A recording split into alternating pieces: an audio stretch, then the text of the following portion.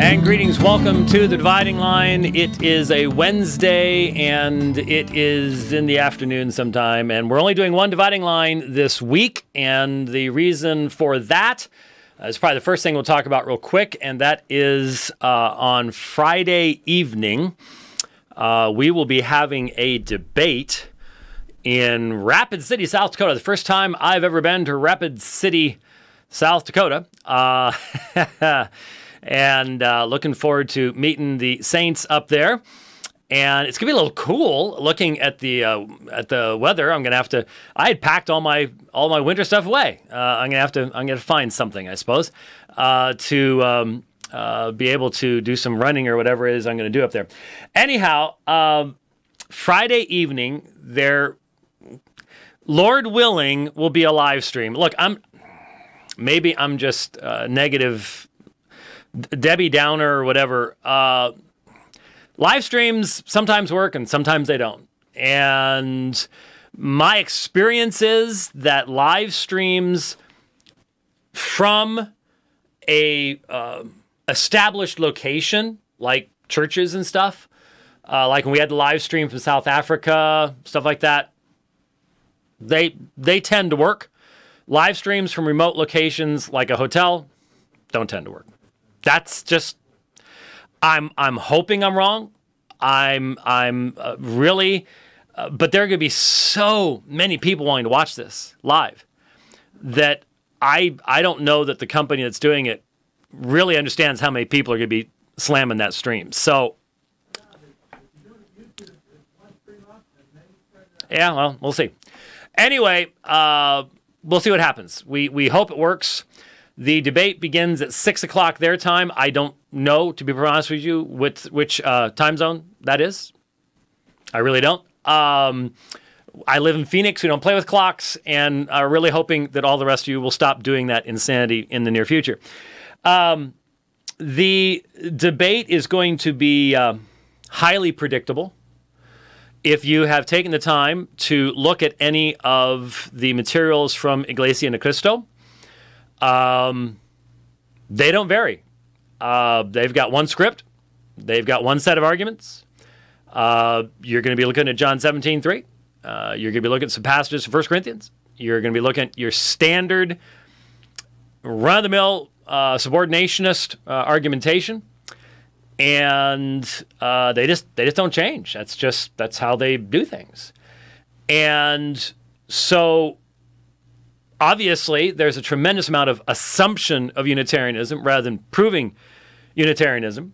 And the gentleman that I'm going to be debating, Mr. Ventilacion, has a lot of experience. One of the more interesting recordings on YouTube is when he debated Carl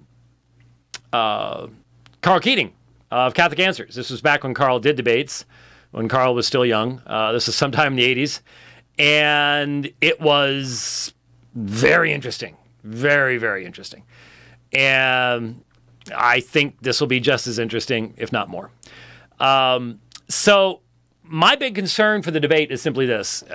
It is clearly a tactic of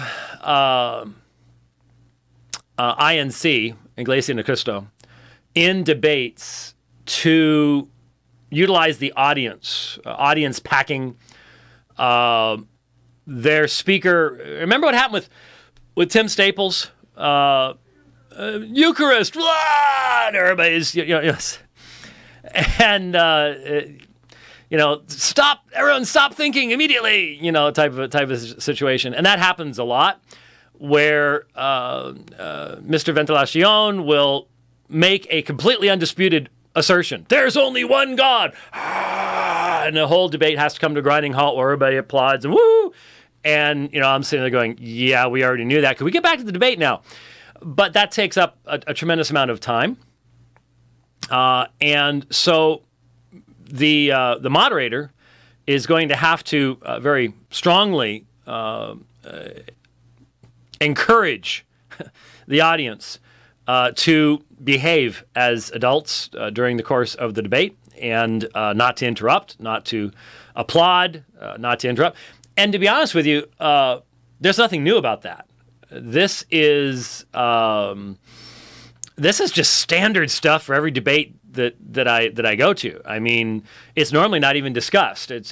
But in this situation, it will need to be discussed, and it will need to be very clearly laid out. And what I'm going to do is I'm going to say at the beginning to Mr. Ventilacion and to the moderator stuff, look, if there is interruption, I will stop my clock and ask the moderator to admonish the audience once again, and then we'll start it up again. I will not have my time stolen by cheap debating tricks.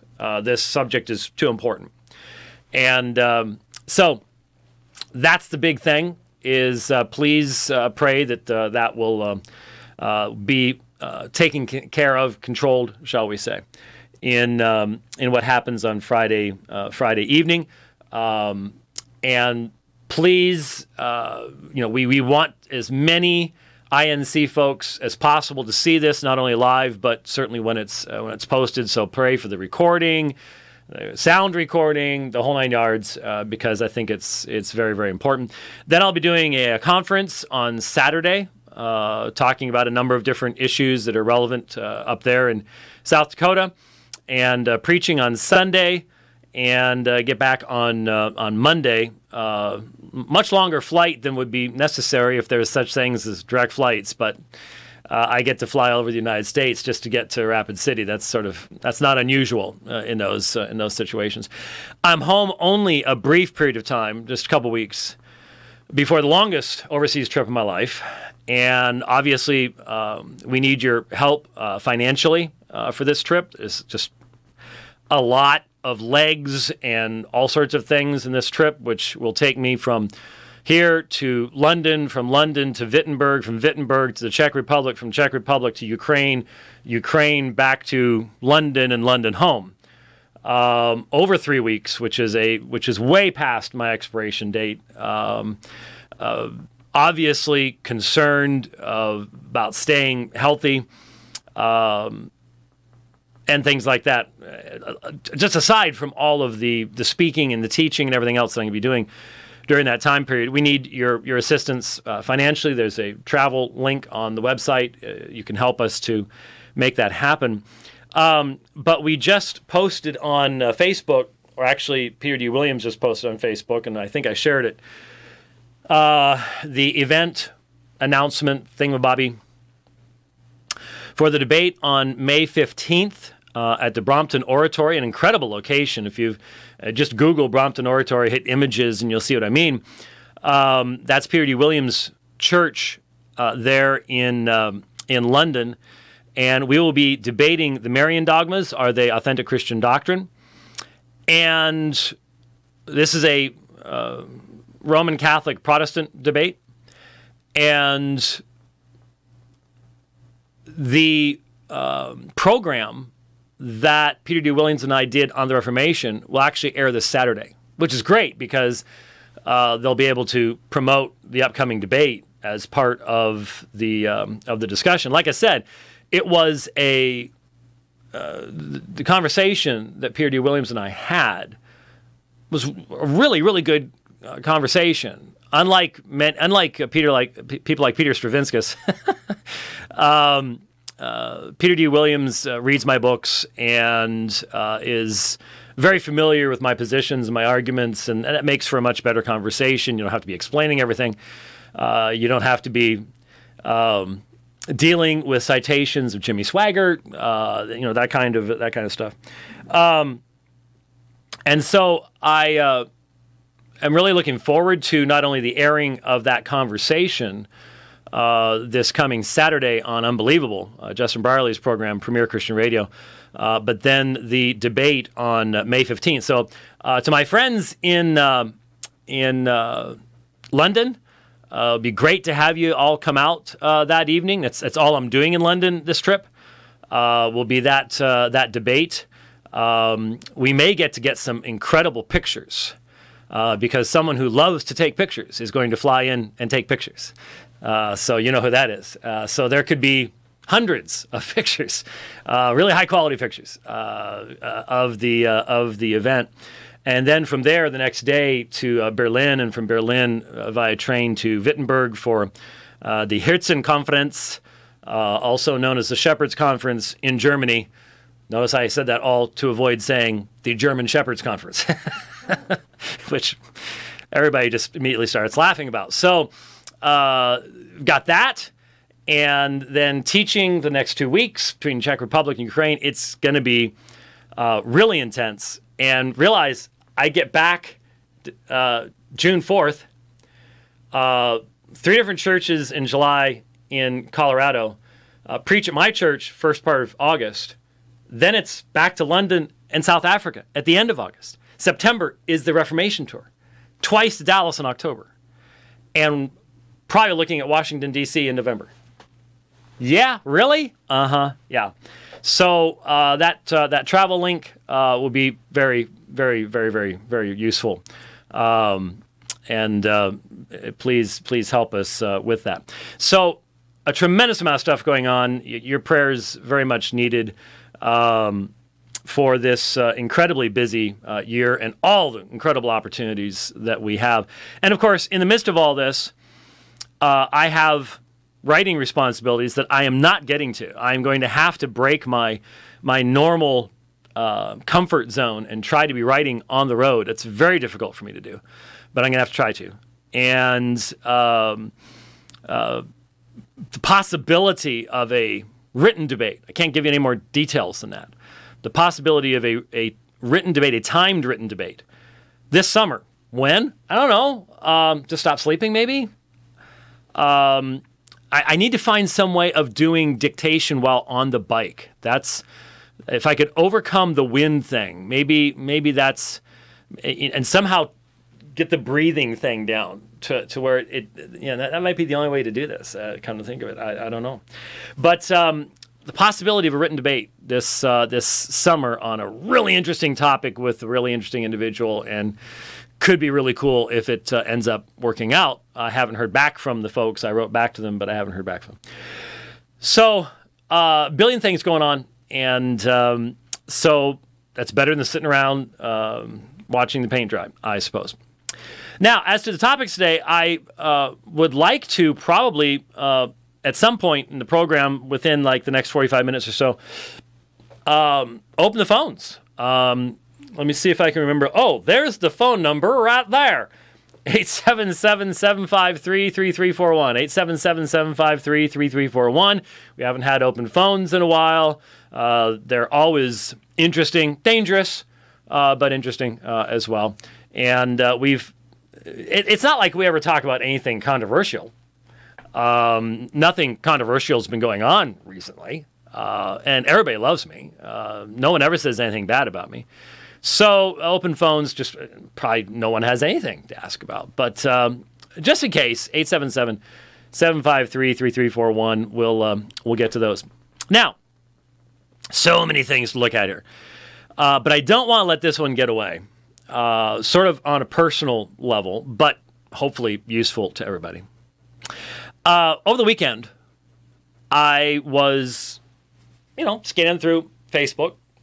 I used to have a life, and then Rich forced me into Facebook, and now I just sit there staring at the feed, and that's all I do in life. And well, okay, I rode 100 miles yesterday morning, but it was tough because I almost felt like stopping a few times to check my feed. No, I didn't actually. I'm lying about all this, but I was going through, and I saw a post from one of my Muslim friends, Ijaz Ahmad. And you may recall Ijaz, we've actually not debated, but we've had a lot of exchanges. And the last one was on John 20:28 and P66 and looking at papyri and textual variants and stuff like that. And you've got to scroll through a lot of football stuff with each other. And I'll tell you, there are some fractures in the Dawa community when it comes to football. That I can guarantee you that. There's something going on between Ijaz and Sami Zaatari when it comes to football. That's all I can say. And these guys are merciless when it comes. And of course, when I say football, Americans sit there and go, "Do they like the Vikings or something?" That's not football.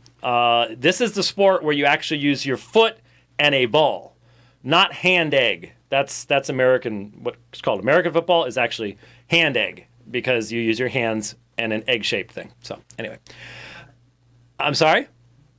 Okay, I had some obviously, people that were born in Prescott, Arizona. Not exactly world travelers when it comes to sports. Anyway, so you scroll through all this football stuff, and I saw this one article from Easter, from Resurrection Sunday. And I can imagine what it's like to be a Muslim watching all the memes flowing through Facebook around Resurrection Sunday when you don't believe in the crucifixion. So you obviously don't believe in the resurrection. And on April 16th, he posted a graphic type thing, one of the 99 names of Allah, and it's the ever-living one. And one comment, just one comment. Indeed, there is never a need to die, was all he said. Now, these days, sadly, in my experience, the temperature that exists between the vast majority of Christians and Muslims is such that the responses to such a posting, most Christians are not going to see it. Those that do aren't going to touch it. And the few that dare are probably going to use a flamethrower in response to it. But as I'm sitting here looking at it, all I see is an open door. All I see is an opportunity. And with Ijaz, I think he would admit, if I comment on this, he's actually going to listen to what I say. Because of the fact that I don't treat him like dirt, which some people think is necessary to be a Christian apologist to Muslims. And obviously I'm not amongst that particular group, as they like to point out a lot these days. I see an open door. Because if we were sitting down across the table and if I had my druthers, we'd have some incredibly good chips and salsa, multiple kinds of salsa on the table, because that would be wonderful. But if we were sitting there talking, here's basically what I would say at this comment. Indeed, there was never a need to die. Well, first of all, do you understand what we believe when we say that Jesus Christ died on Calvary's tree? We don't believe that death is non-existent, so he didn't cease to exist. It was a voluntary thing. Each one of the Gospels makes it clear that Jesus not only prophesies his death, but knows the circumstances of it. And as he himself says in John chapter 10, no one takes my life from me. And he does this voluntarily. This is a voluntary self-giving on his part. And so when we talk about the death of Christ, we're not talking about his ceasing to exist. We're talking about a voluntary action that he undertakes together in perfect harmony with the Father and the Spirit, which is why you can find in the New Testament the Father, the Son, and the Spirit all involved in, for example, in the resurrection of Christ as well. And so this is the intention of the triune God from eternity past, that the Son in this way, at this time, at this place, as a fulfillment of prophecy, lay down his life as an atonement for sin. I mean, that's if you take the New Testament as a whole, that is its message. That is what is being proclaimed by the earliest followers of Jesus. And so God didn't cease to exist. And when you say there was never a need to die, that was the thing that caught my attention. On one level, you are right if what you mean by that is that there was an external necessity placed upon God that forced him to act in this way. We would agree that there was no external requirement that forced God to redeem in the way he chose to redeem. This was a freely chosen route by the Father, Son, and Spirit. There was nothing, there's no cosmic card player, there's no Molinist middle knowledge, force God to do it this way, none of that kind of stuff. So if you mean by need, as in an external force acting upon God, constraining him to do something, then we would agree with that. But if you mean need in the sense of fulfillment of prophecy, following through with his own decree, once he created and established his law, the fall of man, the sacrificial system, so on and so forth, then the idea being, well, then it could have gone some other direction. No. Now you have the decree of God flowing from the being and nature of God, which is different than Qadar. Qadar seems to,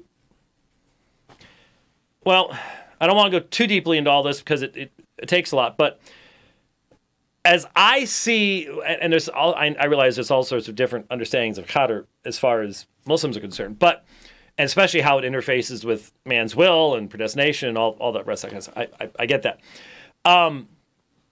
But it seems to me that most of the forms of Qadar that I've read about in Islamic theology differs from the Christian understanding in light of the absolute transcendence of Allah, and also the fact that the law of Allah can be broken without penalty. I've referred to this many times before, the story of the man who killed 99 people. Allah takes him, 100. Allah takes him to paradise. His law broken, crushed, and left that way. 100 lives. And God just forgives. And so there seems to be a disconnection that when Christians talk about the decree of God, particularly Reformed Christians talk about the decree of God, there is a perfect fulfillment of all of God's intentions in creation in what Jesus Christ does, what the Father, Son, and Holy Spirit does in redemption. So when we talk about it from that perspective, then yes, there is a need, because there needs to be a sin bearer. There needs to be an intermediary. There needs to be an intercessor. And obviously my greatest desire for every Muslim who listens to this program, and I know there are a number of you, is for you to understand that this is not a removal of your responsibility, is a recognition of your incapacity. And when we talk about Christ's work as mediator, the fact that there's a specific people united to him so that they die with him. They're crucified together with him. This is the most intimate, gracious, loving thing that I can even begin to imagine, that unworthy, not only unworthy sinners, but sinners worthy of the utmost of God's wrath would be joined to Christ in eternity past in the decree of God, fully knowing what they're going to be like, joined to him in that decree so that his work is perfect on their behalf. And they can have not only union with God, but God's law is fulfilled, his justice is fulfilled. He can truly say, righteous, guiltless before me, all because of the perfect work of their Savior, to whom they are joined in a tremendous and beautiful fashion. And so I understand that seeing all those resurrection memes and empty tomb memes and things like that, you know, I know what prompted it. But what I see here is an opportunity to go, yes, God is the ever-living one. There are, look, the vast majority of assertions that are made in the 99 names of Allah are biblical. They're biblical. He's called the truth. Well, yeah. But what that raises is, from my perspective, as I listen to Muslims interacting with Scripture, it seems like there are more names of God revealed in the New Testament that Muslims are afraid of. Islam to me seems like a U-turn, a going back to the old ways. And instead, if you would follow the arc of redemption, if you would follow, that's arc, A-R-C, not A-R-K, if you would follow that arc of redemption, follow the prophecies, consider Isaiah 53 a little bit more carefully, consider Isaiah 9. Actually, just consider the Isaiah 6 through 11, an amazing section. All these different things going on in Israel's history, and yet in the midst of all of that, you have all this prophecy that then ends up being fulfilled in Christ. It's a fantastic thing. But if you follow that, you see that it would lead you to a much greater fulfillment than the author of the Quran allows you to see. So I wanted to make sure to get a chance to respond to that or just comment on it here on the program, because like I said, I just see it as an open door to a proper and appropriate discussion of important theological truths. And I hope, Ijaz, that you'll hear that coming from someone who obviously does not have any ill feelings towards you, and hence that it will communicate to you in a better way. All right, now, obviously, I suppose I should just go ahead and mention this, and then we'll go on to something a little bit deeper as far as stuff on the program. Word came out yesterday or day before yesterday. I forget which day it was. Word came out that the Bible Answer Man broadcast has been removed from the Bot Radio Network. Now, I don't know a lot about who's who anymore. I remember at one point that Bam was on Salem, and then there was a game of chicken that was played, and Bam lost, and then they came back in a reduced format in certain places, but not in all places. And that's when I sort of lost track of things, is they had been on KPXQ. Was it KPXQ? Here in Phoenix. And you said what a wonderful opportunity it was to interact with your friend on Facebook, but did you? Yes, just now. That was the whole point.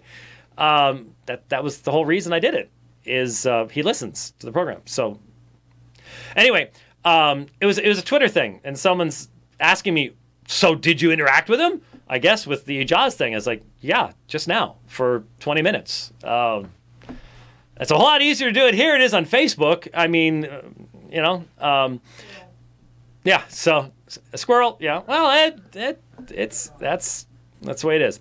Anyway, so I sort of lost track of BAM at that point because we used to be able to listen to it here, and in fact, I bet if I could find that old radio that I used to have over in the corner, I'll bet it's still on KPXQ after all these years. So evidently they were on the bot radio network, which I guess is what Janet Mefford's on now. And of the 400 stations they were on, that's 330 of them. And they're no longer on the bot network. No longer. That's 330 out of 400.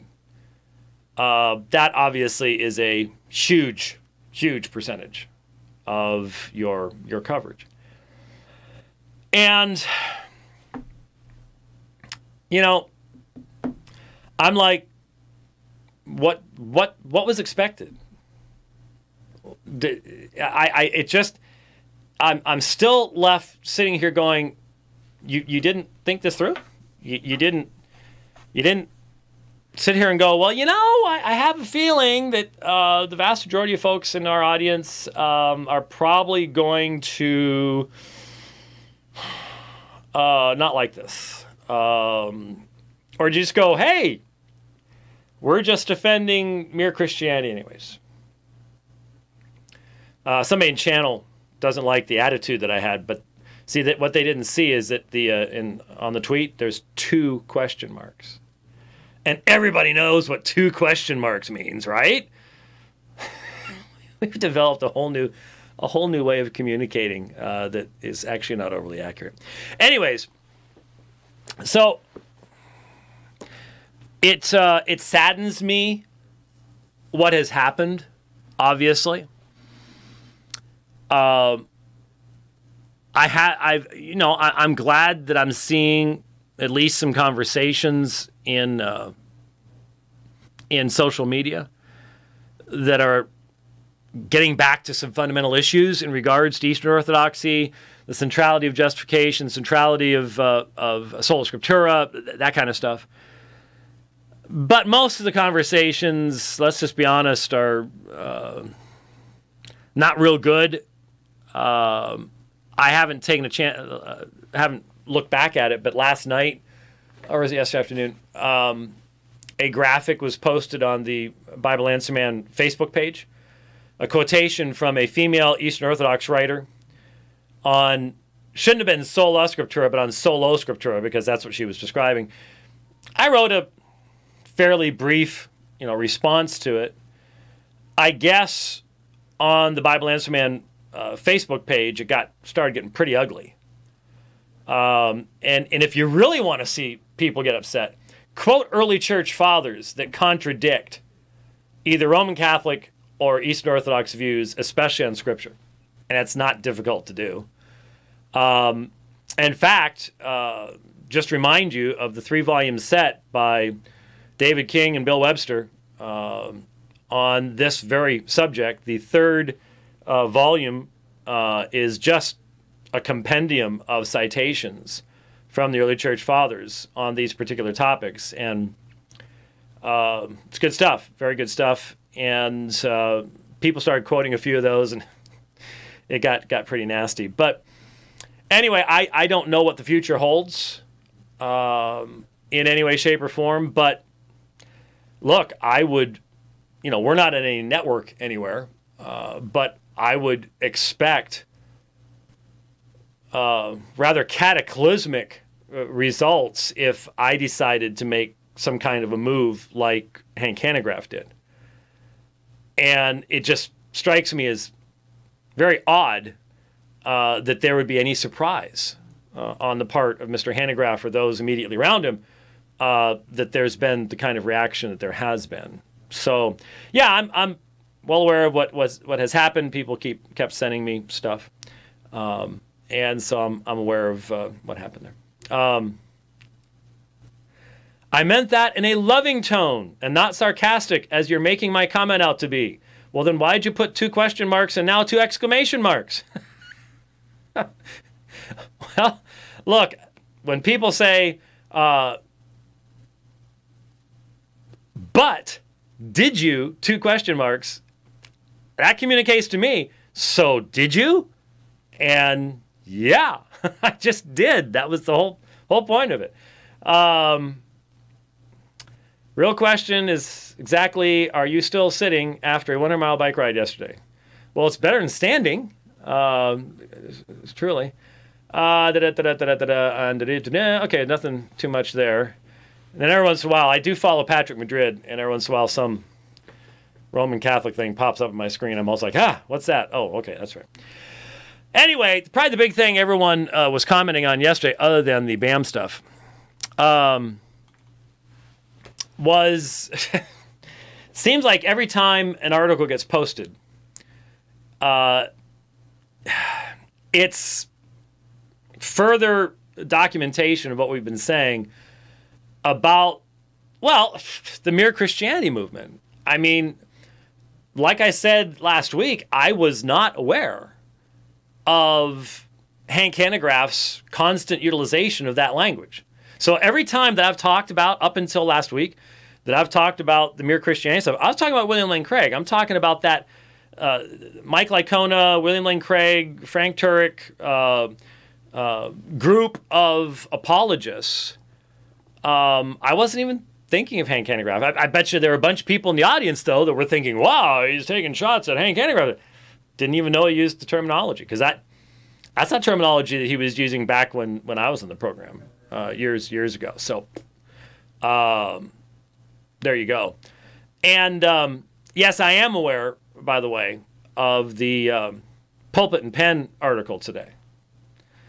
Evidently, Jeff Maples went over to the church that Hank Hanegraaff is now a part of, the Greek Orthodox Church. And it was a very interesting description. In case you are not aware of it, well, at least you've only put 1 period after that, so we're good now, Rose. Eastern Orthodox services are very, very long. Very long. 3+ hours long. And I guess it's something you sort of get used to over time. I don't know, but for most folks, you know, first time visiting, it was interesting. It was very interesting. For example, it was an interesting observation that Mr. Maples talked about the dress of the individuals there. There were a lot of immodest women. I'm not sure that's not the case in a number of Christian churches or Protestant churches as well, but that is a, I think, relevant observation in light of what? What makes that relevant? The nominalism, the cultural form of orthodoxy, and how much of orthodoxy is cultural. It's what you grow up in. It's my big fat Greek wedding thing. Was that what it's called? I think it was my big, it's cultural. It's a part of your culture. And so when your culture becomes more and more influenced by what's going on around it, then you end up seeing that in the church. And then I guess a number of the deacons snuck out for smoke breaks. Well, 3 hours, I suppose, if you're a nicotine addict, you can't make it for 3 hours, I guess. But yeah, that's interesting. And obviously, iconography on everything is going to be very, very, very strange to an individual upon first encountering it. Proper observation of the fact that there is much scripture read, but almost no exhortation, interpretation, application. Look, that's part and parcel of both Rome and Eastern Orthodoxy. The scriptures are read, but as far as meaningful exegesis, interpretation, application, being read authoritatively in the sense of being pressed upon the audience, different thing. And the vast majority of the observations, lack of gospel content, exegesis, repetitive prayers, these would all be the same things that I would observe.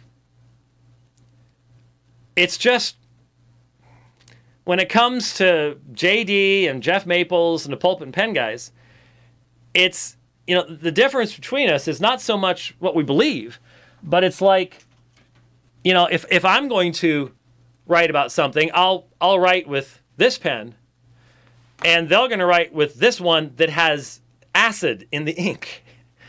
I mean, there are ways of saying the same things without, you're talking to an Orthodox person, and you can say, I really have a problem with your focus upon icons, or you can say, I have a problem with your focus upon icons.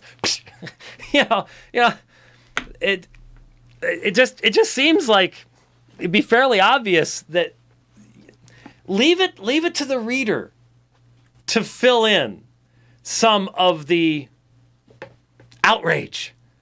It just, I don't know. A lot of us just go, come on, guys. Anyway, so yeah, I saw that. That was interesting.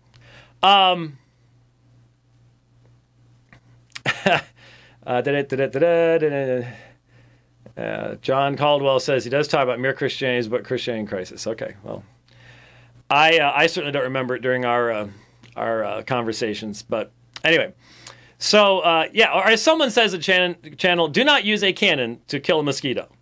Okay, that's one way of putting it, I suppose. But look, there are ways.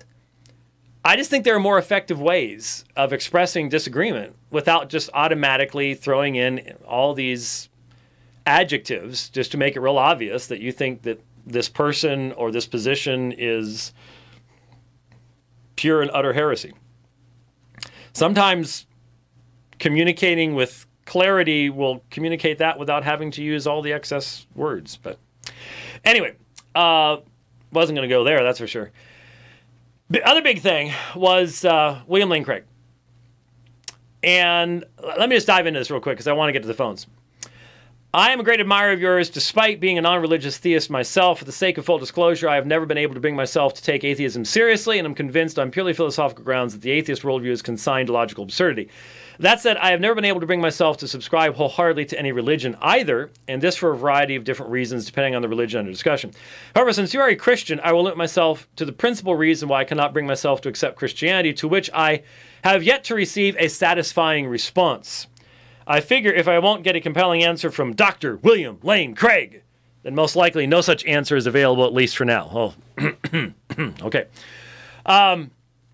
So here's the issue. The root of my problem with the Christianity, I think it's probably just with Christianity, and all the Abrahamic religions, that matter, leads back to a number of Old Testament accounts, in particular the book of Genesis. I've listened to all 21 parts of your Defender series on the doctrine of creation. However, when I read the book of Genesis through, as I've done many times, based on the various exegetical analyses I have reviewed of the Genesis accounts, I find it very difficult to avoid the necessity of a literal interpretation. Very good. The first two chapters concerning the creation account, first the whole world, then of man, seems to afford some scope for a non-literal hermeneutic, but even if this were so, that still leaves me with the whole wild account of Noah's ark and the deluge, the inordinate life expectancy of the first men for which some reason decreased with each generation, not to mention references to the existence of giants and accounts of women copulating with evil spirits, Genesis 6:4. Well, there's more than one way of interpreting that. Among many other things which I've no doubt you are aware. These accounts incorporate very specific language and do not seem to lend themselves to figurative interpretation. Now, I know I could dispense with belief in biblical inerrancy, which is what you usually propose to those who, like me, have confronted this stumbling block to faith in Christ. That's interesting. However, if I concede that the book of Genesis as a whole, or a significant portion thereof, is not true, then that leaves me with the awkward fact that Jesus Christ, the deity to whom I would owe my allegiance, on more than one occasion affirmed these errors as truths. Luke 17:26, Mark 10:6-9, Matthew 19:4-5. I hasten to add that Paul in his letters reiterates many of these affirmations. The only way it seems to me one can resolve this problem is by saying that Christ affirmed these truths in a metaphorical sense, but I find this justification unsatisfying, mainly because the most reasonable interpretation of Jesus' words is that he really did believe these events were literally true. If you say that the gospel writers misquoted Jesus on all these counts, then that raises the question of what else they might have got wrong. Needless to say, that strikes right at the heart of the Bible as a whole. Smart guy. Now, your response to this would probably be that none of what I have said above detracts from your historical case for Jesus' resurrection. That is true, although it also means that I am left with this one argument for an event which supposedly took place 2,000 years ago, upon which to erect the whole rational foundation of my Christian faith. It's an awfully heavy rational burden to sustain for just one argument.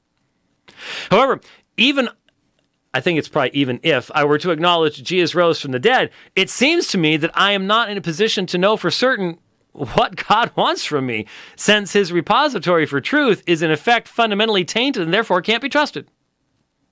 So here are my two questions for you. One, if I reject biblical inerrancy, what use is the Bible to me as a Christian? More specifically, what epistemological referent am I left with to determine whether certain aspects of my would-be Christian faith are true or untrue? Am I to be left only with the voice of conscience? If so, this does not seem to be a position too different than the one I am in now. Secondly, what is your position on the other accounts in Genesis besides the creation account? In particular, I am interested to know your thoughts on Noah and the flood, since I do not believe you have ever directly confronted this question. I would like nothing more than for you to resolve this conundrum for me, since I do have a very special affinity for the Christ figure, and would like nothing more than to believe that it is true. Many of my non-religious friends and acquaintances have confronted this same problem vis-a-vis Christianity, and I would love nothing more than to be able to refer them to a compelling answer. God bless, John in Malta. Wow, John in Malta. I hope someone refers you to this program.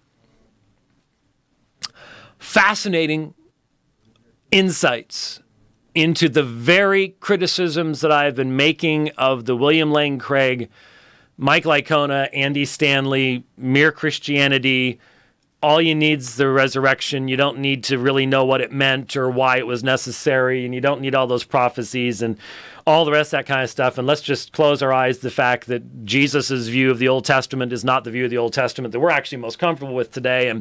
There you go. And by the way, I didn't write this. I just want you to know. I had nothing to do with it. Nothing to do with it at all. All right, so here comes the response. At least I think this is. When people ask me what unanswered questions I still have, I tell them, I don't know what to do with these Old Testament stories about Noah and the Ark, the Tower of Babel, and so on. So I find myself in the same boat as you, John. I don't have any good answer how to resolve these problems. Yet these unanswered difficulties have not kept me from Christian faith or from abandoning Christian faith. Why not? Well, I stop immediately.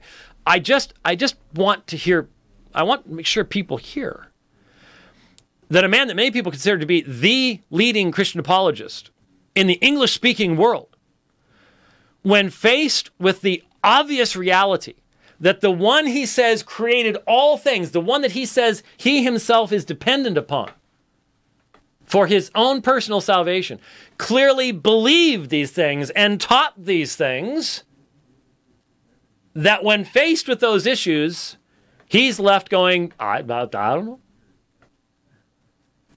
Now, don't get me wrong.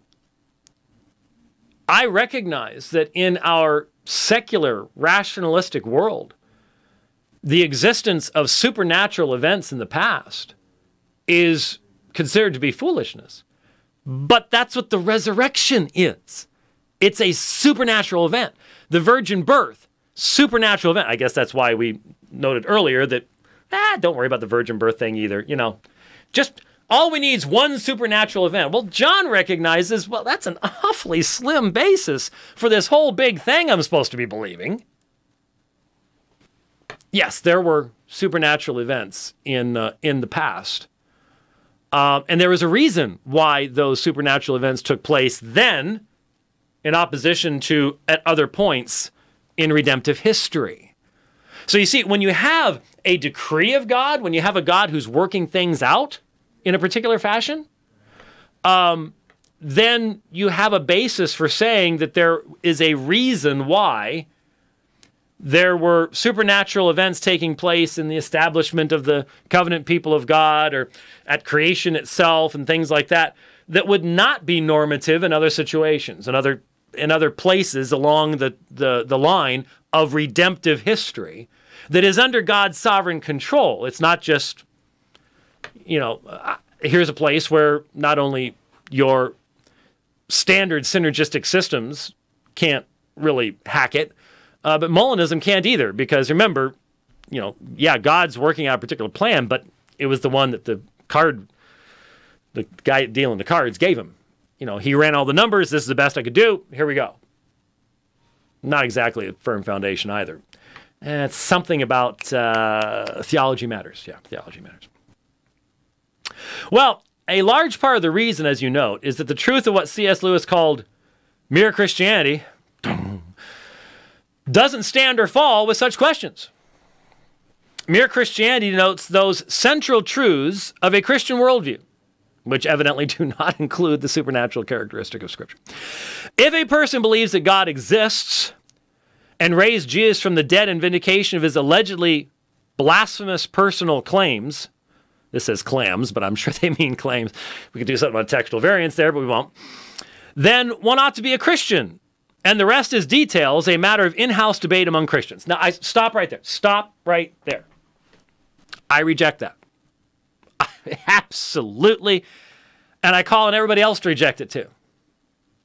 That's not the Christian faith. You cannot minimize the Christian faith like that. It doesn't work. And John sees it doesn't work. Listen to it again. If a person believes that God exists and raised Jesus from the dead, who's Jesus? Who's Jesus? No, just raised Jesus from the dead in vindication of his allegedly blasphemous personal claims. That's actually a part of the mere Christianity part. Then one ought to be a Christian, and the rest is details. So the entire gospel is details. The whole thing about atonement and sacrifice and forgiveness of sins, and it's details. Just in-house debate among Christians. Hey, if that's all you got, if that's your position, you're going to defend the Christian faith very, very, very, very, very, very, very differently than I am. I also don't think you have any right to call that the Christian faith. But there you go. Questions about the historical reliability of these ancient Jewish texts, which Jesus called God speaking. Believe in Jesus, just don't worry about his view of Scripture. I'm sorry, but sometimes I feel like I'm living in an alternate dimension here. when I see people saying things like this,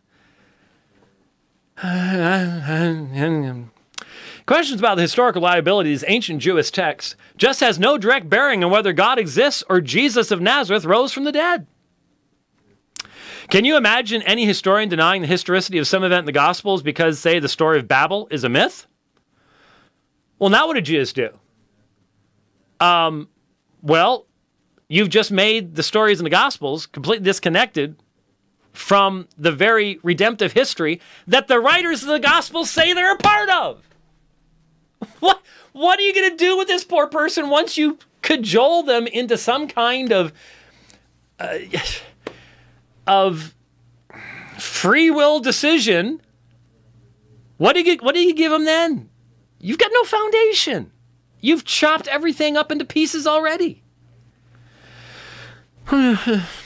Moreover, I'm persuaded that we have really solid reasons for thinking mere Christianity to be true. So what that means is, but we don't really have solid reasons for thinking the fullness of Christianity is true. Moreover, I'm persuaded that we really have solid reasons for thinking mere Christianity to be true. When I debate other philosophers on God's existence, I find myself thinking, wow, these arguments really are powerful.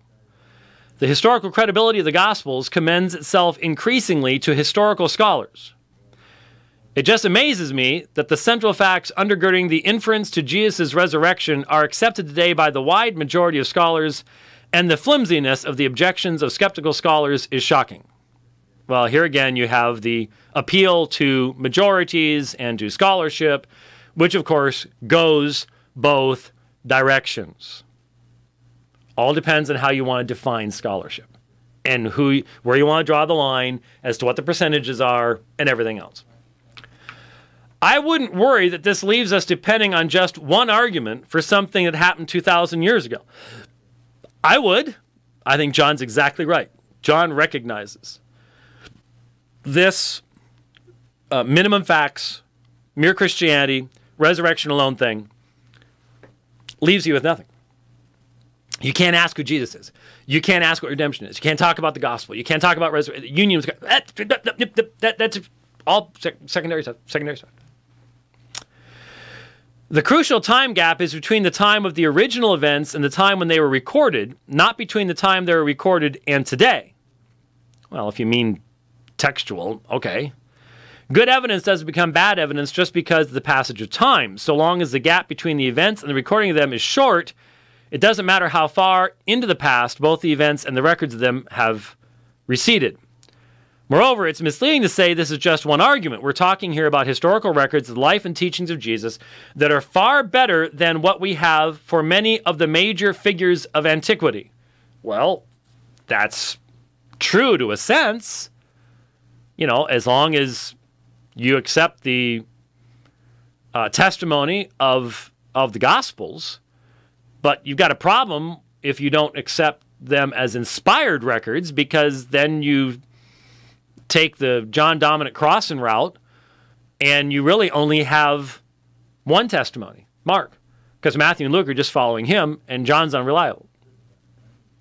There you go. Once we finish this up, once I finish reading this, we'll start taking your phone calls. 877, well, you're taking them right now, I guess, from what I'm hearing in the other room.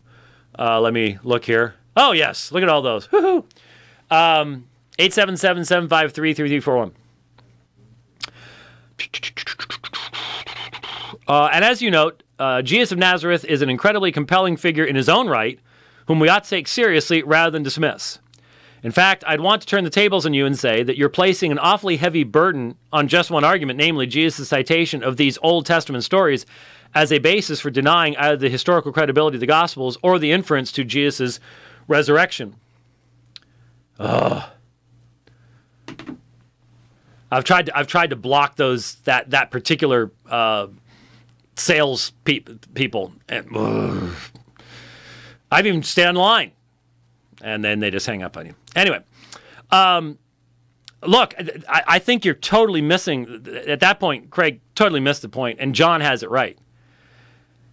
Jesus' citation of these Old Testament stories is a part of the very fabric of Jesus' view of Scripture.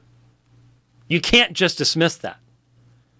And it goes directly to his credibility as an individual.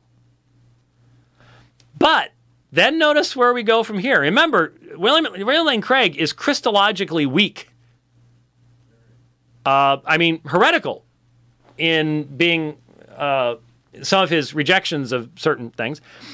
The most important move you make dialectically is exploiting the Christological implications of rejecting the historicity of the problematic Old Testament narratives. Your claim is that since Jesus evidently believed in the historicity of these stories, then if we allow that these narratives are not historical, we allow that Christ has erred. But what are the Christological implications of that? Now, that's a really good question, which theologians need to explore, like they've never explored it before. Did Jesus hold false beliefs in his human consciousness? Did he think the sun goes around the earth? Did he think the earth was at the center of the universe? Did he think that there were any stars beyond those we can see at night? I'm not going to try to answer those questions, but I think they're worth asking. Did God stoop so low in condescending to become a man that he took on such cognitive limitations that Jesus shared false beliefs typically held by other ordinary first-century Jews? Calling Dr. Kirk, only a few of you know what I'm referring to there. It has nothing to do with Star Trek, by the way. Since I have good reason to believe in his deity, as explained above, I don't know what the explained above was, to be perfectly honest with you, I would sooner admit that Jesus could hold false beliefs that ultimately don't matter rather than deny his divinity. Rather than impose on him our a priori conceptions of what divinity implies, we need to be open to learning from the Gospels what the incarnation entailed. Now, just think with me for a second here about what's really being said here. Somehow, now we're being told we need to be open to learning from the Gospels what the incarnation entailed. Remember when Mike Lycona saying, my view of Scripture, I'm just open. I don't want to be boxed in by inerrancy. I'm just open to learning from the Gospels. Same stuff here. Please, somebody, explain to me. How can you learn about the implications of Jesus' deity and humanity in the hypostatic union from books that are nothing more than mainly reliable historical records? How do you do that? You can't do that. The impossibility of a non-divine revelational source at the heart of this mere Christianity movement exposed by that one consideration. Exposed by that one consideration. In any case, I don't feel pushed that far yet. I think the texts you cite for showing that Jesus held false beliefs about the Old Testament are fairly weak. Mark 10, 6 through 9, Matthew 19, 4 through 5, for example, are just quotations from Genesis about the purpose for which God created man and woman. No, they aren't, Dr. Craig. May I allow the non-Christian theist to refute your horrific handling of inspired Scripture?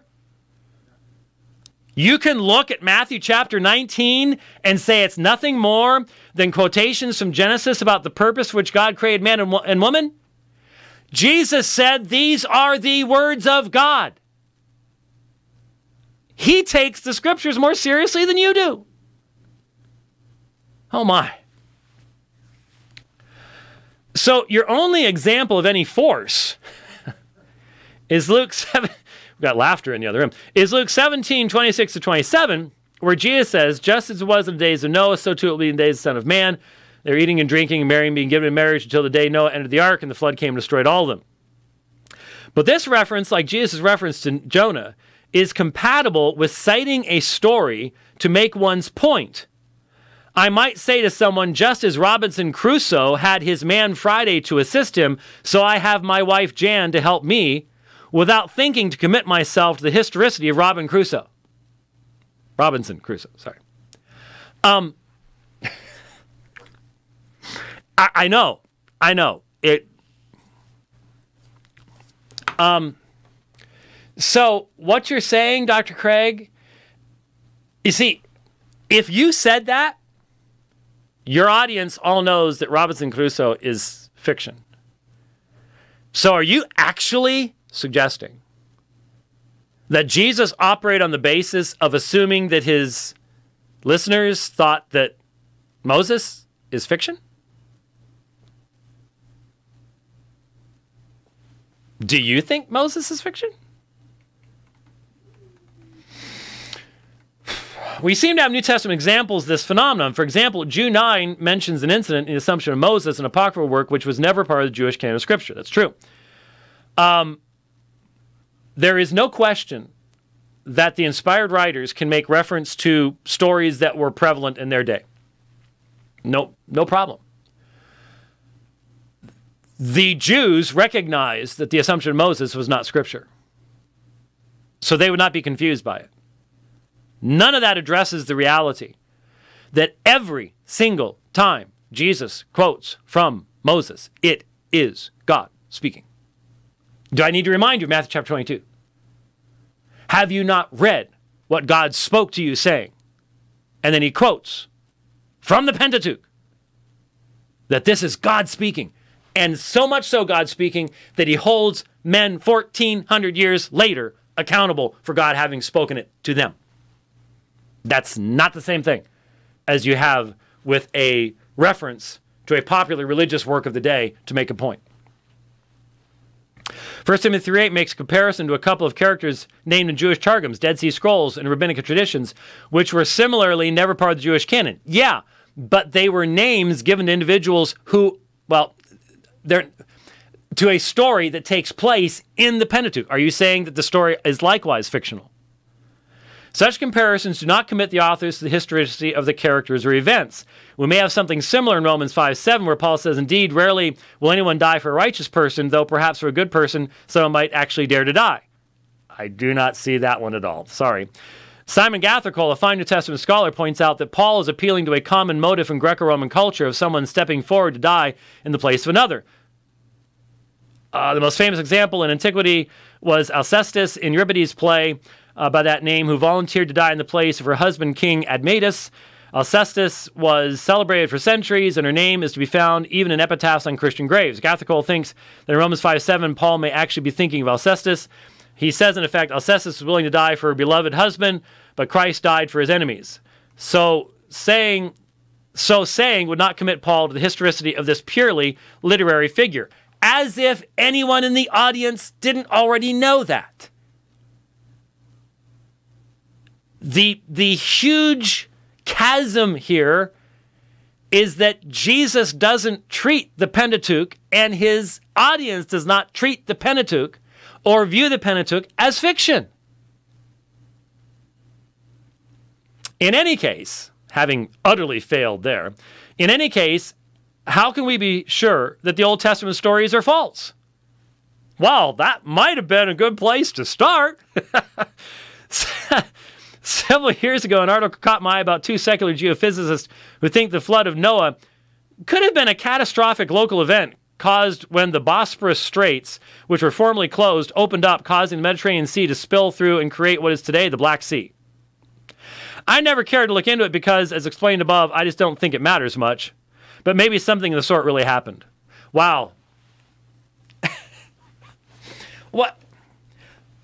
Could someone explain to me, please, please, please, why someone who thinks that death itself can be defeated in the resurrection thinks that a worldwide flood is such a big deal?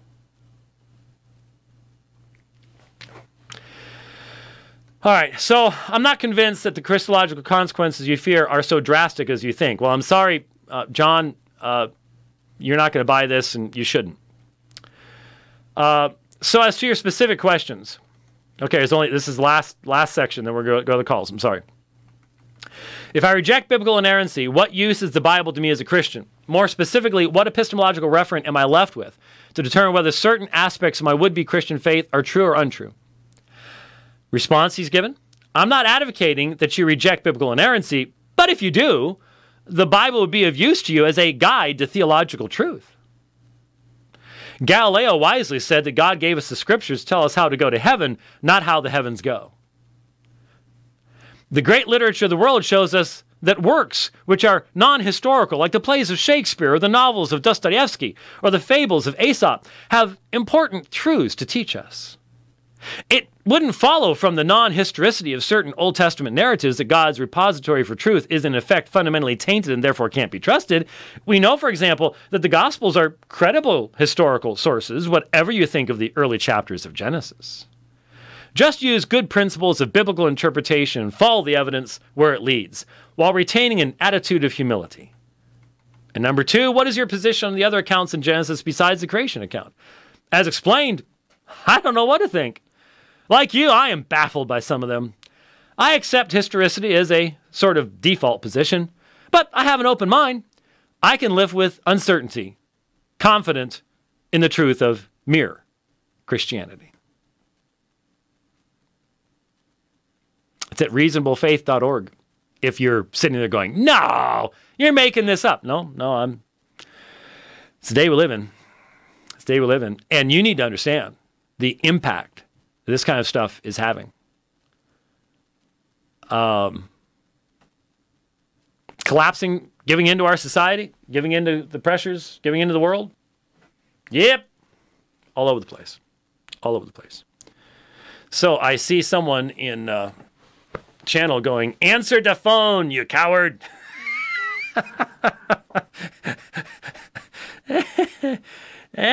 Well, some of you have been in line for 40 minutes. I better get to you before you fall asleep. So let's talk with Josiah. Hi, Josiah.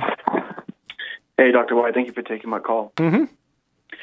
I'm a student at Azusa Pacific University, and one of the things I find really strange in the more liberal universities is not so much the dogmatic teachings of the Catholic Church, but more of the liberation theology, and especially with the explosion of like liberal leftism and with social Marxism on the rise too.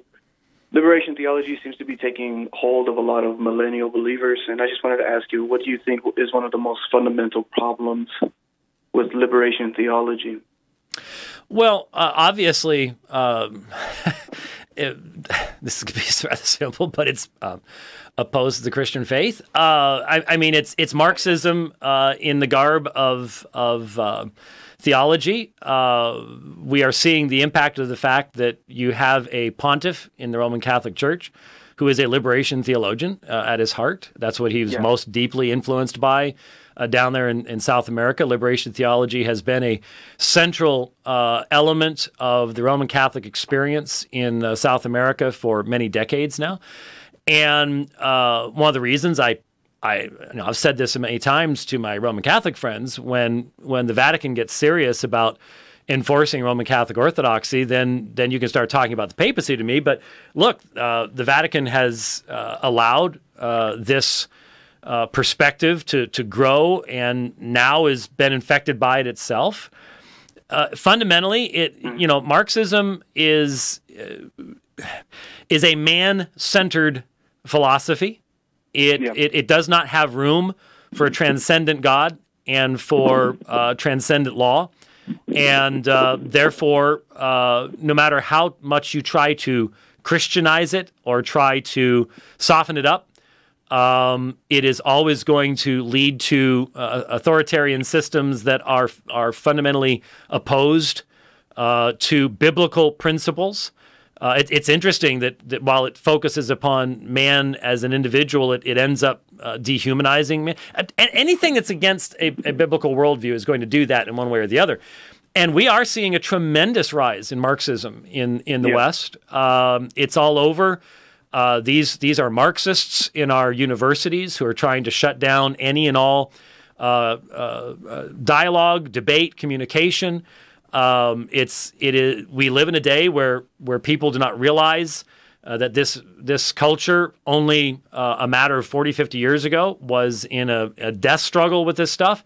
People don't even know what Marxism is anymore. And so when you have an entire generation, the millennial generation, that knows next to nothing about world history, their own history included, then it's very easy to control people who don't know history. And so when you come to quote-unquote millennial Christians, when, I've lamented many times the fact that when we do not proclaim the whole counsel of God, we end up with pews filled with people who are still thinking like the world and trying to make sense out of what's found in Scripture. And in that situation, you always end up perverting the Scriptures to fit the current trend in social thinking rather than examining social thinking and finding it to be inappropriate from a biblical perspective. So you folks in the universities out there, you need to be in a solid, if you can find these days, a solid church that is going to be constantly grounding you in a Christian worldview and encouraging you in your faith, so that you can fight the good fight within that context, and do so in such a way you can still learn from liberals. You just have to filter the facts from the conclusions. I went to a liberal seminary myself and got a good education. Of course, that was 35 years ago now. I don't think I could go to that same seminary any longer and survive. But you are facing, I think, a much more difficult time than my generation did in trying to be faithful. It's going to require radical commitment on your part to the Lordship of Jesus Christ in all aspects of your life, and especially in your academic, philosophical studies, to not be ashamed of first bowing the knee to Him and not bowing the knee to anyone or anything else. And how long you're even be given the freedom to do that, I don't know. In some places, I would say right now, you don't have that freedom as far as teaching right now. In many places, there's no question about it. All right. Thank you so much, Dr. White. All right. God bless. Thank you. All right. Bless you. Bye. All right. And just looking at the times here, Johnny. Hi, Johnny. I hit air. I'm hitting air. Can you do it?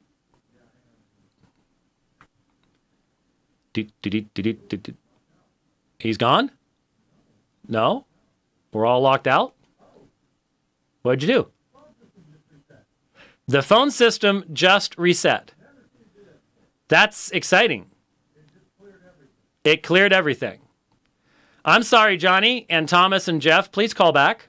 And you'll be put to the front of the line if you can get in. But evidently, according to Rich, the entire phone system. I guess that's what I get for not having used it for all this time. Yeah, I just see the Comrex. My screen just went blank, and it says establishing connection with server. And we're not getting anything else. Well, there's always a first for everything, I guess. He's going to try to reset things. And sorry, Johnny. You had what looked like an interesting question there, but now that's even gone off my screen. It was about the Islamic... hello? Oh, I thought I heard something. Restarting it? No. Okay. I'm hearing various and sundry things in the... in fact, I'm going to take this out because it's making strange noises now. So let me know if when I can refresh my Comrex thing here once it's up, and we can try to get back to it. Johnny had a question about the Islamic doctrine of revelation that looked rather intriguing and interesting. While we're trying to get the phones back up, sorry folks, we've never had that happen before. Looks like it's logging in here, and all the phone lines are ringing. One quick comment I'd like to make. There was a multiple shooting yesterday. A guy shooting white people. And there was a big discussion online about the fact that he was yelling Allahu Akbar. I wish people on Fox News would learn how to say Allahu Akbar. I really do. And I saw a bunch of people online doing the, it's Islam again. Well, could you hold off long enough to find out if this, look, put the shoe on the other foot for just a second. If some guy is caught shooting people, screaming hallelujah, and he has a long history of drug abuse, visiting prostitutes, and mental instabilities,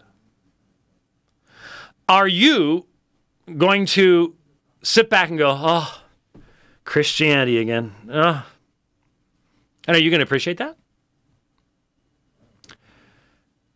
Take the time to find out. Just be patient. Take the time to find, is this an individual that makes a serious, was this a person, because this has happened. Don't get me wrong here. Is this a person who was seriously attending mosque and was reading and studying and became radicalized and et cetera, et cetera? I see all that stuff. Or is he a complete nut job? When you have that other, that's a serious thing. But you diminish the seriousness of the radicalization, the arguments for radicalization, when you just throw it all out there and say every nut job that's quoted saying Allahu Akbar is the best representative we've ever had of Islam. I mean, I shouldn't have to say that, but it makes sense. Yes, I see. Yes, you can put your hands down now, Rich. Johnny. Hello, Johnny. Hello, Johnny. Thank you, my call. There you are. Can you hear me? Yes, I can hear you now. Brilliant. Hey, thanks for taking my call. The short context is I'm preparing some materials, trying to teaching on Islam, putting. Hello? No. Hello? What happened, Rich? A step. Am I still there? Well, you said you're preparing materials to teach on Islam, and then it went silent. Okay, Can you hear me now? Yes, I can. Okay, I'm on a Skype line. Maybe that's also not playing ball. But so what I'm doing is we're preparing materials on on the doctrine of the Word of God from a Reform perspective in conversation with the doctrine of the Word of God from an Islamic perspective. Right. I just want to make sure I'm not missing a step here. Because, so with a Muslim's view of God has spoken view of Scripture, should there be, or is there, and I'm just unaware of it, a kind of a parallel Islamic version of the Reformed view of the self-attesting nature of Scripture? I mean, kind of evidenced by the Scripture providing the conditions of intelligibility and Banson's wonderful the impossibility of the alternative. It seems to me that looking at Islamic doctrine, there should be a similar formula, but what I see in Islamic apologetics is often this kind of, it nosedives into evidentialist apologetics. Yeah. They're heavy on history of the text, heavy on subjective stuff. So is it a consistency issue there, or is there actually a difference in the Islamic theology of revelation that leads them, if you like, away from a kind of a Islamic Michael Kruger kind of argument and into a much more sort of subjective evidentialist? I'm going to have to tell. You get what I mean? I'm going to have to tell Dr. Kruger about the Islamic Michael Kruger comment sometime. Yeah. No, ook. No.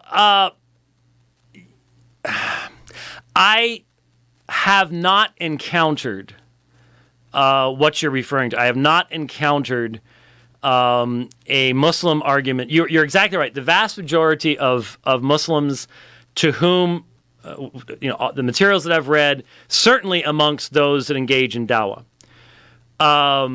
is that they do default to a very strongly evidentialist perspective. Part of this is due to what's called the fitrah, the idea that because in Islamic theology, there was a time when God rubbed Adam's back, and all of his progeny came forth and stood upon this great plain, and a covenant was made with them. And they said, "You are our Lord." And so they all of mankind has taken Allah as Lord, and therefore is born upon fitra, that is born with an innate knowledge of the existence of Allah. And then, according to the Hadith, Muhammad taught that then a person's parents come along and pervert them into a Christian or a Jew or whatever else they might be. And so, because of that fitra, there would be a basis for there being a point of contact that we would identify as the imago Dei, the image of God, but that they would identify as fitra. But generally, that just very quickly, because of the lack of a similar anthropology in regards to the doctrine of man and the fallen nature of man, so on and so forth, very quickly just evolved straight into appealing to the unfallen nature of man to recognize what they already know because of the fitra, and that's basically presentation of all sorts of arguments and things like that. So they don't. So they dodge. They get round a. They don't have a repression kind of Romans 1 kind of dynamic going on. No, okay. not anyone that I've encountered. Now there could be some Sufi. There could be some non-mainstream expressions, especially possibly amongst the Sufis or something along those lines. But I'll confess I don't have a lot of experience in reading Sufi writings. If it'd be anywhere, it might be along those lines or in some westernized Muslim philosophical materials. But as far as anything in the early periods, no, I'm not familiar with anything like that at all. There is a fundamental difference in our view of inspiration, the nature of what Scripture is, and it's rarely addressed in a proper fashion. But I can't see. There's nothing. Well, I think also the transcendence of Allah, the fact you do not have even the possibility of an incarnation, does, I think, cut out some of the heart of what we would view as a transcendental argument in the sense of the knowability of God and things like that. So it might be a really hard path for someone to come up with something like that.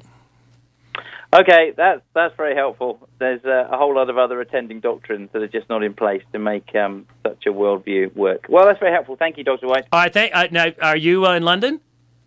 No, I'm in the UK, but I'm in the Midlands. Oh, Midlands, okay. All right.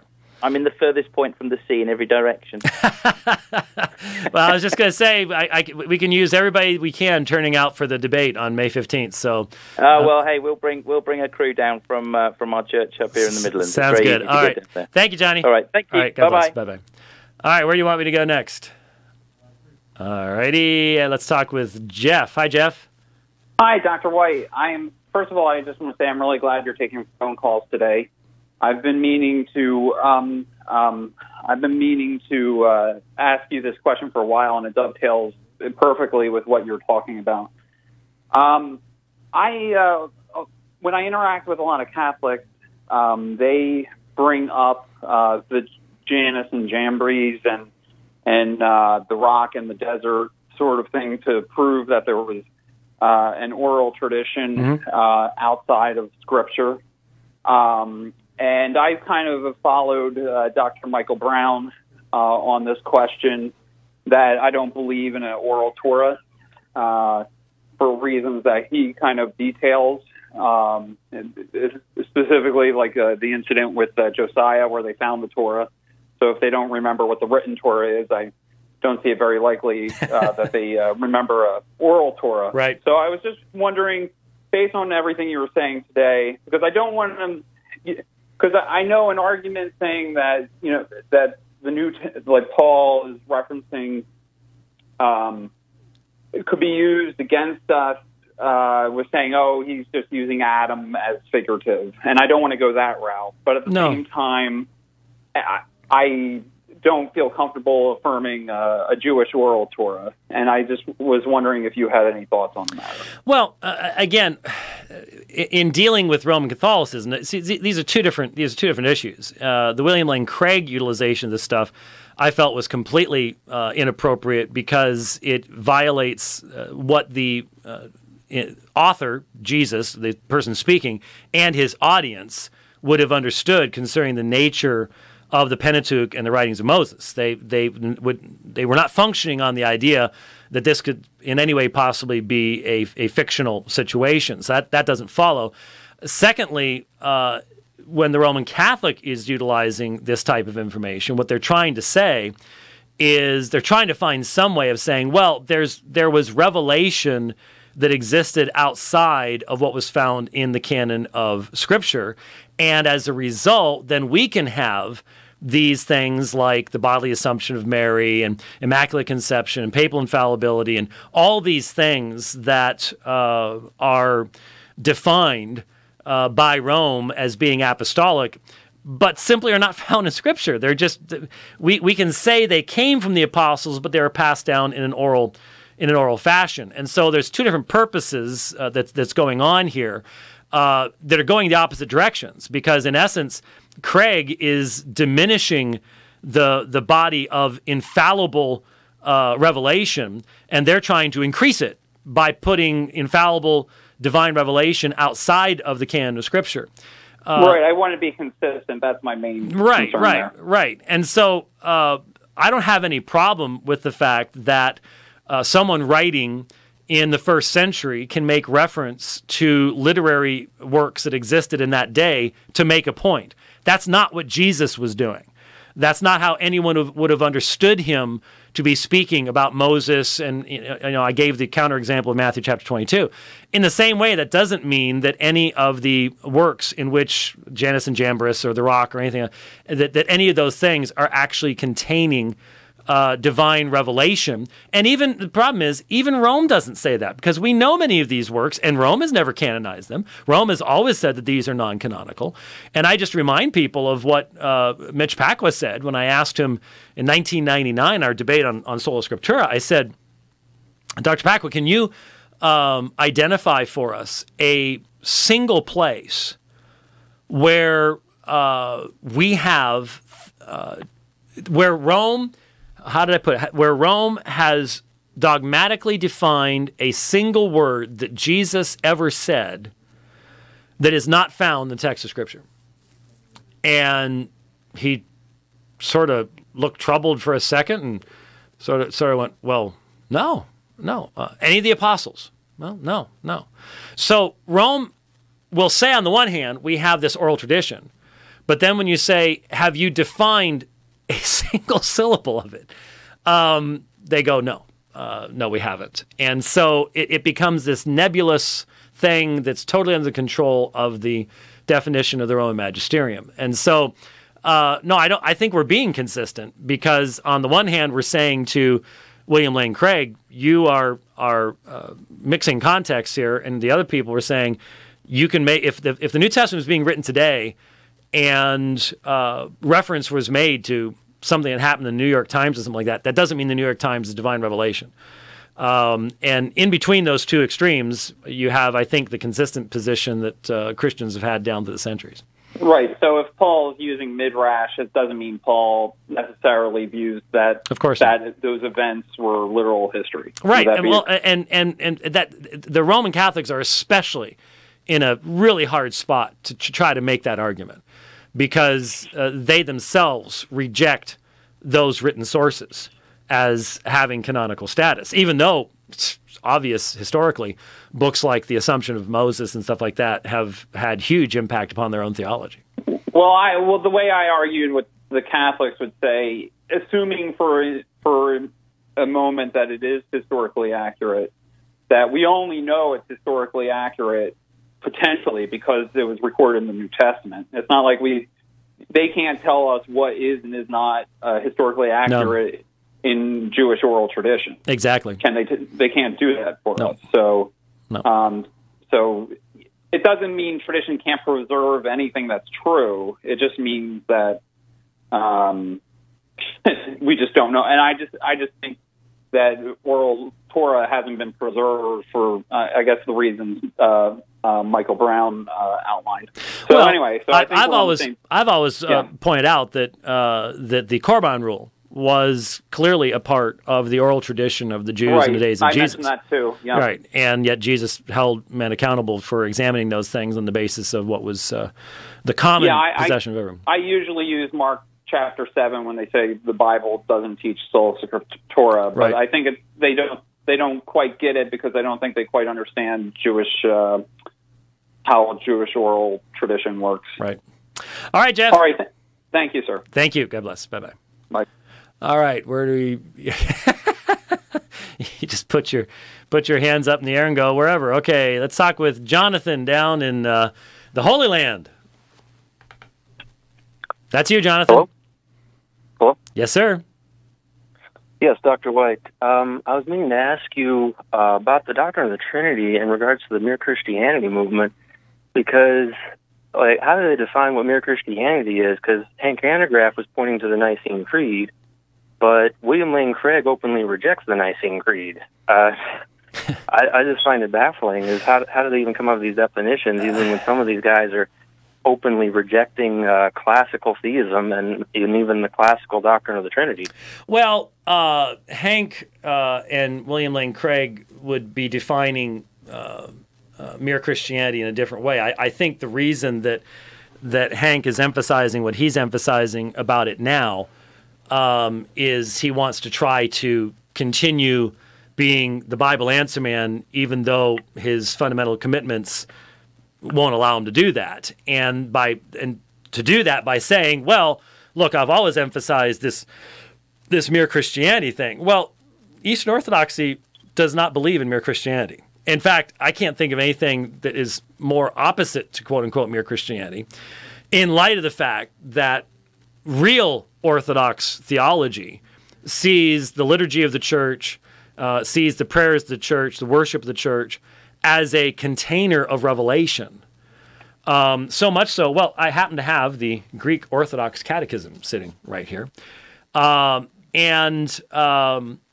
There is a question that is, here's what it says, quote, "The source from which Christianity draws its truths is the divine revelation, namely all which God in his mercy has revealed at different times to man, who is incapable of finding it for himself. As, however, those things which God revealed to man were promulgated either from mouth to mouth or by the written word, we say, therefore, that Christianity has two sources, the oral divine revelation or holy tradition, and the written divine revelation or holy scripture. Usually we call the latter simply the Bible as being the most important of all books." And so two sources, the written and the oral. And so if you can't just minimize the oral down to something that is just a reliable historical tradition or something like that. They really are at odds as far as the utilization of that phrase, mere Christianity. They're utilizing it for different purposes, but I think abusing it in both directions, in my personal opinion. Okay, because it seems to me to be entirely, completely subjective. It depends on which apologist you're talking to and stuff, and well, yeah, if you don't have a biblical revelation, then it is going to become, what is your mere Christianity? And for a long time it was the Trinity, deity of Christ, virgin birth, death, burial, and resurrection, so on and so forth. Well, now, William Lane Craig's like, well, virgin birth, hey, don't let that stand in your way, type of thing. How far can you go? That becomes the question, and it does become a very subjective thing. Yeah, because Craig rejects both the Athanasian Creed and the Nicene Creed. He thinks the Nicene Creed teaches subordinationism, which is just baffling. I'm not aware of that. I know that he has issues in regards to the will of Christ, or wills of Christ. I think he's a monothelite or something along those lines. I'll be honest with you. Trying to keep up with exactly where he's going on stuff is difficult to do, and not something I want to invest a lot of time in. But I was unaware of any comments he had made on the Council of Nicaea. If you have any of those in writing and could send them in, I'd like to look at them. Actually, his Defenders class that he's been going through lately on his YouTube channel, it was a couple months ago, he went over the doctrine of the Trinity, and he got into Nicaea, and he was just openly rejecting it because he believes that he doesn't believe in eternal sonship of Christ. So he believes that the persons of the Trinity their roles in the economic Trinity were completely, kind of arbitrary. That in the ontological Trinity, they're just they're completely equal. Okay. Well, I have listened to the Defender's class when he was going through the Doctrine of Salvation a number of years ago. I remember riding along the Arizona Canal listening to that at twice speed. But probably won't have time to go looking for that. But maybe if someone wants to put all that in an MP3 and send it to me, maybe I'll listen to it then. But anyways, Jonathan, we got some other folks we've got to get to real quick. All right. Thank you. All right. Thank you. Bye-bye. All right. Yeah, that's what I figured. Michaela. Yeah, it's Mikkel. All right. Oh, it's very nice to be on with you. I just want to say I appreciate your patience with especially guys like Singenis. But now here's the question. The question is this. I've been dealing with a church for some time now who very much so, they say stuff like Adam is a god, and they've dealt with just weird issues like Jesus was created, God wanted to see himself, so he created himself, and then he created everything else. But the question that has come up lately was just this Resurrection Sunday. We were there. And he says that Jesus resurrected, but when in John 20:17, I believe it is, when he says, "Touch me not, for I'm not yet ascended to the Father," the preacher insinuated that he was in some other form and had to go up to the throne of God first to acquire his body. And then he was to come back down, show himself to wherever he needed to, and then he was to ascend up later on. I never ran into this. Usually everything else I can, kind of biblically see, the errors or whatever the case. But this one is brand new. I don't see that clear in that scripture. So my question is, have you ever ran into that? And if not, or if so, what do I do from here? Because I don't know if I should be staying at this church. Okay, so this is actually a church that you're attending? As a matter of fact, I often would get up and speak. I turned down eldership 3 years ago, and I would often get up and speak, and I currently do the sound. And on top of that, it's my parents' church. Oh.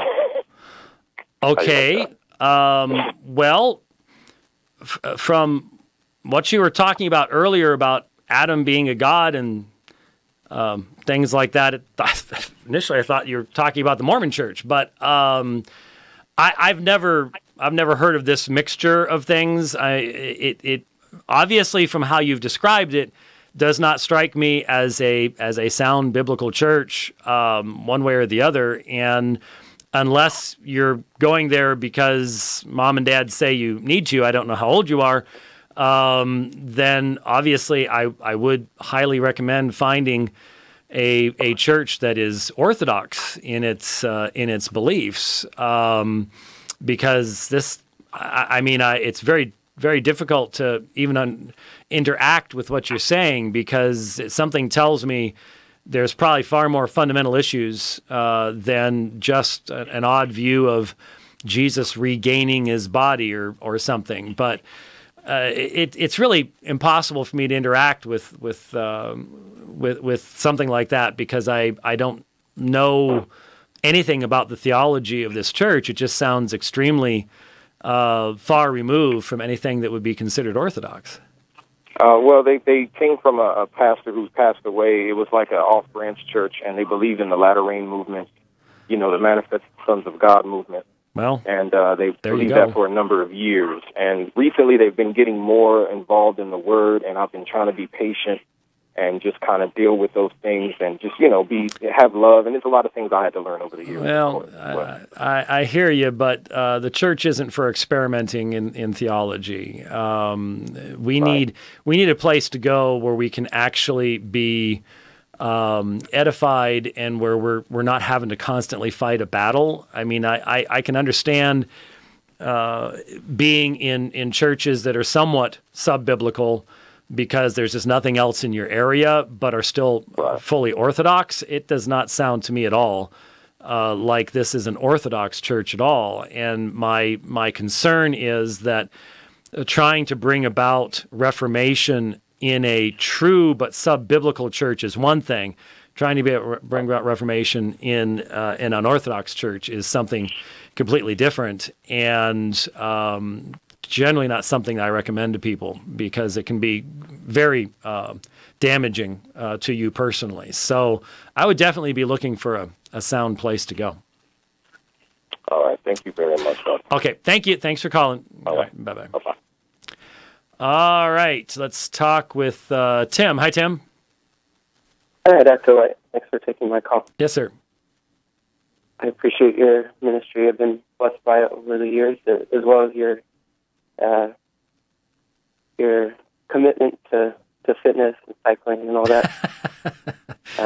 Well, when you get as old as I am, you gotta fight hard. So. Sorry. In fact, I don't know if you've ever been out this way, but I live in Northern California, so I was going to say, if you ever find yourself out this way, maybe we could do a ride up Mount Diablo or something like that. It's no Mount Evans. But I've heard there's some tremendous rides in California. I just try to stay out of socialist countries as much as possible. So right. You don't have to go to Sacramento, I promise. Yeah, well, yeah, but the nuts in Sacramento are in control of the whole place. So, anyways, your question, Tim. Yeah, sorry. My question is about theosis. So, and Rich was asking me about what particular view or what time point. To give some background, I was part of one of the local churches during college before I realized what it was, and that's sort of the Witness Lee type of movement. Mm-hmm.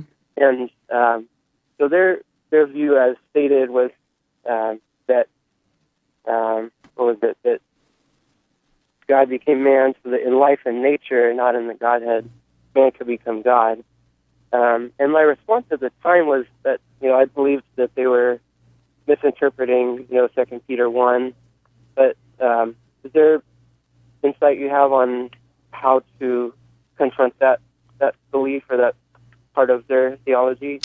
Well, I'm not gonna claim to be an expert on that group or that movement. There was a lot of discussion about their perspectives a number of years ago. The open letter that was sent out. I did some reading on that at that time, but it's been a number of years, and I hesitate to comment in light of the fact that there's been developments since then and things written that I don't keep up with. But at the time, my impression was that there was an unwillingness to simply come straight out and answer direct questions about the doctrine of the Trinity. And the doctrine of the Trinity is not all that difficult to comprehend and not all that difficult to ask specific questions about. And if you can't give straight answers, there's probably a reason for it. As far as theosis goes, the idea of participation in the very nature of God, there have been Reformed writers like Jonathan Edwards who has been accused basically of having a doctrine of theosis on some level. But the dividing line between a biblical doctrine of understanding what Peter's talking about and what union with Christ means and things like that, the dividing line always has to be that God is always uncreated and mankind is always created and never ceases to be a creature dependent for his existence upon God himself. The idea of a transmutation or change of the very being of man into something other than the redeemed creature is where you go past biblical categories, because those biblical categories have already established the creator-creation distinction as an absolute given.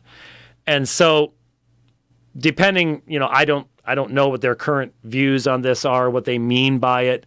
Even the early church fathers who spoke of theosis very plainly were monotheists and did not believe that there were little gods being created by this sanctification process, this glorification process. So those are just some of the only thoughts I could possibly offer you on that particular subject. Sure. Yeah, I appreciate that. Yeah. So to sum it up, that when it starts getting into the level of assigning immutable attributes of God, that crossed the line, as it were. Yeah. All right. Thanks, Tim. All right. Thanks for your call. All right. Bye-bye. All right. Let's talk with Chris up in Canada. Hello, Chris. Hi, Dr. White. Hello. How are you doing? Good. Great. Hey, pleasure to be on the air. Yes, sir. So my question today has to do with the woes of being a presuppositionalist.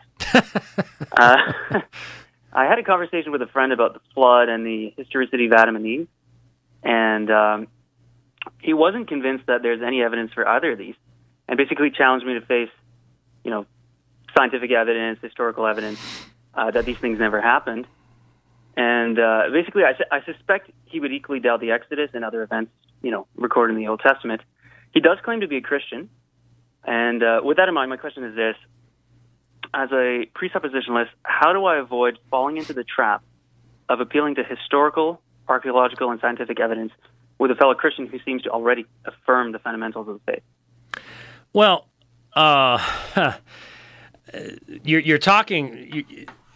When you're talking about presuppositionalism, you're first and foremost, you're talking about a transcendental argument or something like that.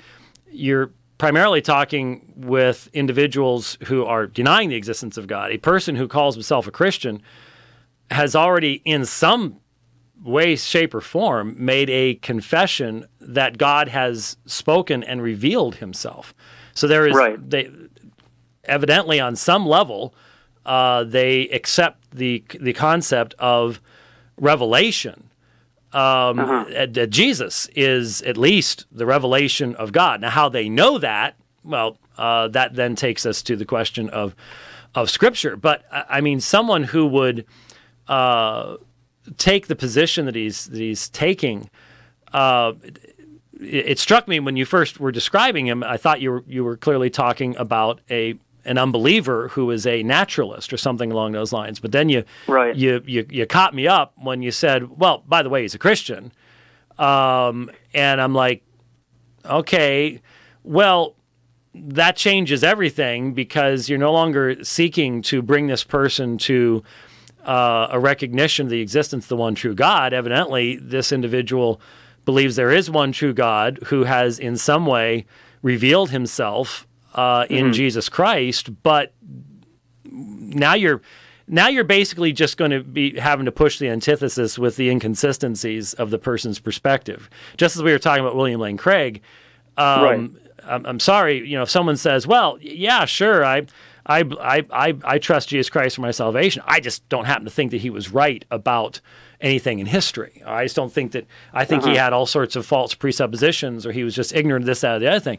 You've got to be pushing that antithesis and saying, well, why do you believe that? Why? What on earth would lead you to this conclusion? Because there's a gross inconsistency there. So you're not talking transcendental arguments in the existence of God here.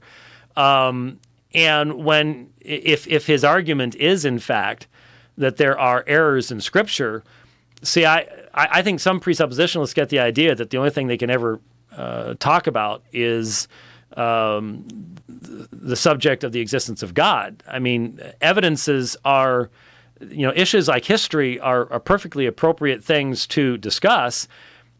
To be a presuppositionalist is just simply to recognize when a person is bringing a non-Christian worldview to the table in the analysis of that information. So it sounds like what this individual is doing is that he has a non-Christian worldview and doesn't seem to exist, to believe in the existence of the supernatural when it comes to history. Because if someone says, well, science says this, science can't speak to almost anything in history. That's obviously requires a worldview that isn't even to start to be logical. So I'm not really sure that it's a matter of being a presuppositional apologist so much as it is just recognizing that when someone is bringing a secular worldview in and trying to put a religious varnish on it, it's not going to work. So okay, that makes sense. The person's either going to end up just rejecting it all because they've made a false profession anyways, or hopefully seeing that they're being extremely inconsistent. And if I'm going to be trusting the one who rose from the dead for my salvation, then maybe he knows more about what happened in the past than a group of historians do. Right. Well, thanks so much. I appreciate it. It's really helpful. Okay, thanks, Chris. Take care. God bless. Bye-bye. All right, let's take one more here, and let's talk with John. Hi, John.